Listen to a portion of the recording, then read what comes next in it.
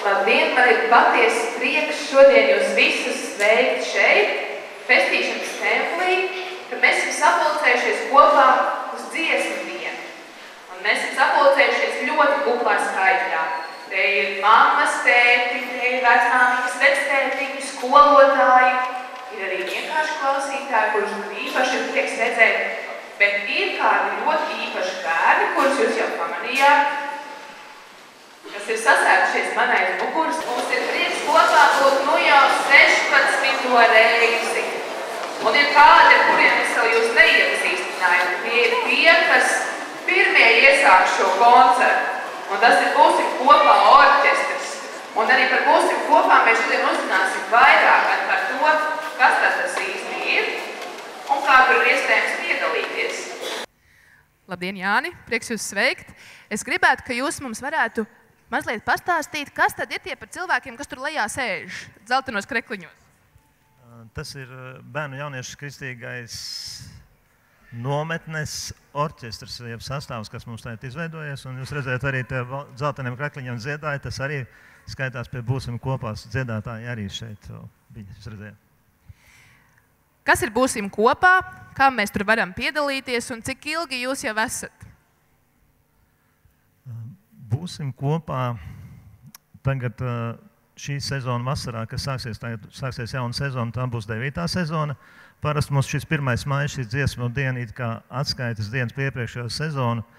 Tātad Būsim kopā radās no šīm dziesmu dienām, kad ienāca prātā, kad varētu arī kāds orķestrs, varbūt kaut kāds instrumentācijas izveidot, ko varētu kopā muzicēt bērni un slavēt Dievu arī saviem instrumentiem. Un tad radās tāda ideja, varbūt, ka viņus apvienot vienā orķestrī.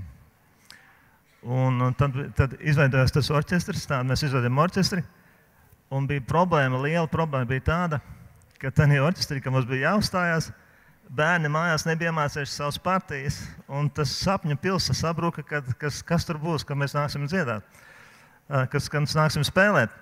Un es nezināju, ko darīt. Man jāiet priekšā, un tur nekas nav. Un tad viens cilvēks man pienāca klāt. Viņš teica, mēs esam ar tevi. Un tas man iestiproja, un, zināt, notika brīnums. Kaut kā visi viņi te muzicēja, un vairāk nebija tās falšuma, no kā es baidījos. Viņš tika apslēpts. Tur, kur mums bija, varbūt, kad orķestri bija viss tāda kritiskākā vieta, kur es zinu, ka vai tur izies cauri vai neizies, tur sāk uzreiz publika plaudēt, un visi bija ļoti stāvu sajūsmā, un tā kritiskā vieta, ne? Un mēs sapratu, ka šis Būsim kopā, es esmu ar tevi, ka tas nāk tas nav no cilvēka, ka tas nāk no Dieva. Un kamēr mēs katram, ja mums ir, vai tā mūsu dzīvē nav grūti, un ka kāds, ka mums ir grūti pienāk klāt un pasaka, es esmu ar tevi. Mums vajag pateikt saviem brāļiem, māsām, mums vajag pateikt saviem ģimenes, mums līdz cilvēkam pateikt, viņu mīlēt un pateikt, es esmu ar tevi.